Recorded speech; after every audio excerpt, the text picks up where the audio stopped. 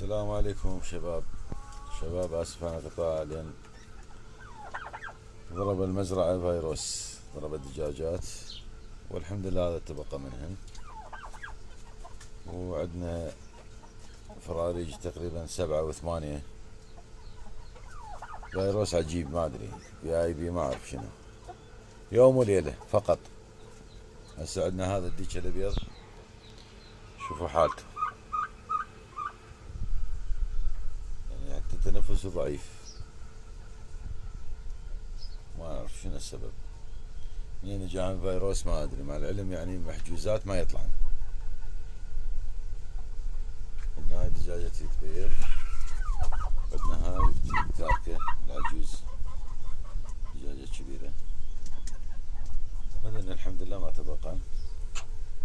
اسمع يعطس، لا هي نشلة لا هي نيوكاسل ما اعرف. اسمع الصوت ماله،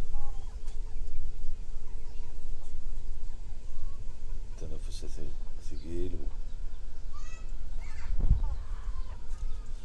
اخوان لا تنسون الاشتراك بالقناة، ما شاء الله المشاهدات هواية لكن الاشتراك قليل. ارجو منكم الاشتراك مو بس مشاهدة. مع الشكر.